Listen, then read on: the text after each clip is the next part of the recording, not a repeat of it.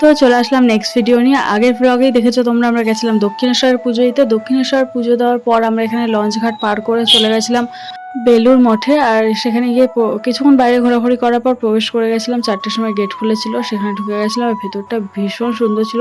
আমি যেহেতু first time গেছিলাম, আমার তো ভীষণ ভালো লেগেছিলো। আর মন্দিরগুলো এখানে অসাধারণ ছিল।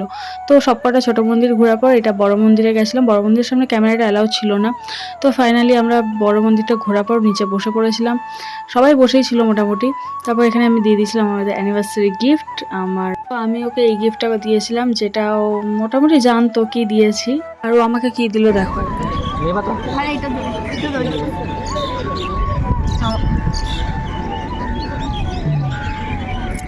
একটা গোলাপ ফুলের জায়গায় আমার ঘাস দিল। তারপর এই গিফটটা দিয়েছিল, যেটা আমার ভীষণ পছন্দের ছিল। তো মন্দিরের ভিউটা তোমাদের পুরোটা দেখিয়ে দিলাম, খুব সুন্দর ছিল। তারপর ফাইনালি বাড়ি আসছি। তো আজকে ভিডিও এখানেই শেষ করছি, দেখাবে নেক্সট ভিডিওতে। টাটা।